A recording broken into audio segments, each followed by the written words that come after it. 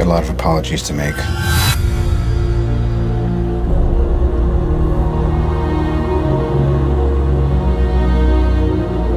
Nothing's been the same since New York. You experience things, and then they're over. I can't sleep. And when I do, I have nightmares. Honestly, there's 100 people who want to kill me. I hope I can protect the one thing I can't live without.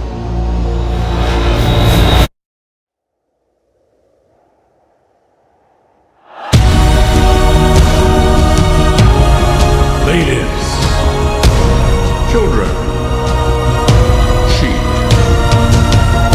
Some people call me a terrorist. I consider myself a teacher.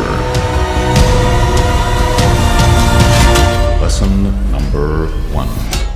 Heroes. There is no such thing.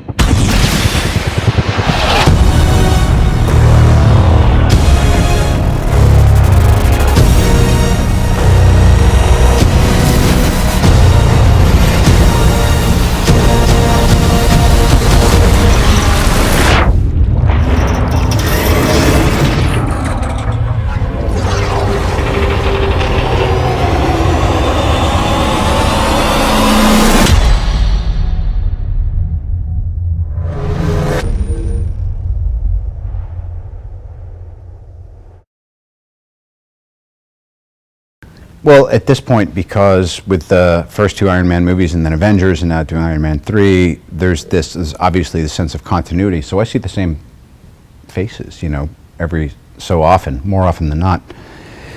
And we're kind of on the same meditation of this story that Stan Lee came up with that was essentially a second-tier superhero.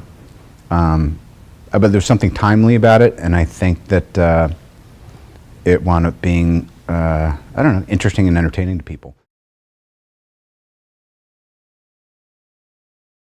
I think part of what really made it work was it was tangible, you know, and now legacy, the human beings who make all this tech and moving forward. It's like you can reach out as we go from movie to movie, and you're feeling more and more like you're seeing something that's become part of the collective unconscious. Like in a certain level, this stuff is real, you know, and it's also kind of feasible technologically. So I think that's what made it successful. Is we had a group of talented people, and we did something that kind of bridged a gap between the unfeasibility of most superhero genre movies and the kind of movies like I don't know, a James Bond or a Mission Impossible or whatever that are grounded in things that we think could happen.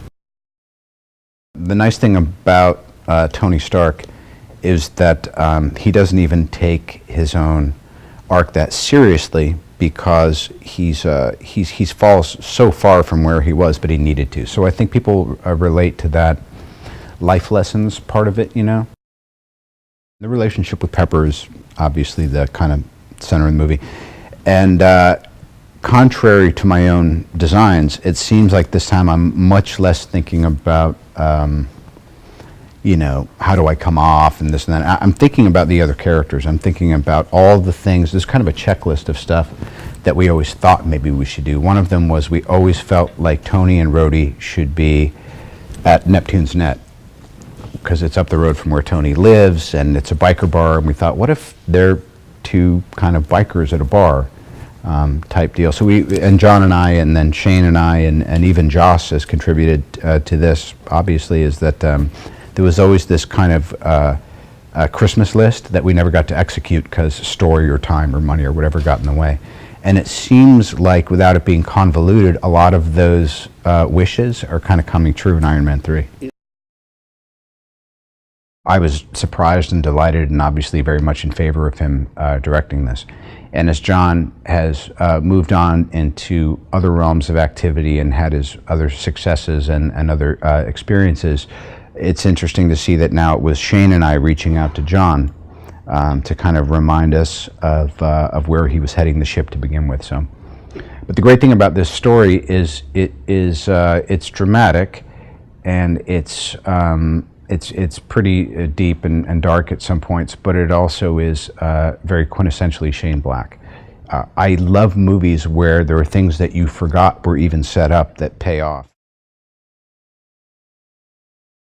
It's like, what's in it for me? I start thinking in those terms for my co-stars, and what is it that keeps this interesting for Gwyneth? And we've addressed that this time, because she has a pretty remarkable arc for a love interest kind of female heroine in this sort of film. So that's probably one of the things I'm most excited about. You know, without giving it away, let's just say she has a pretty incredible arc this time.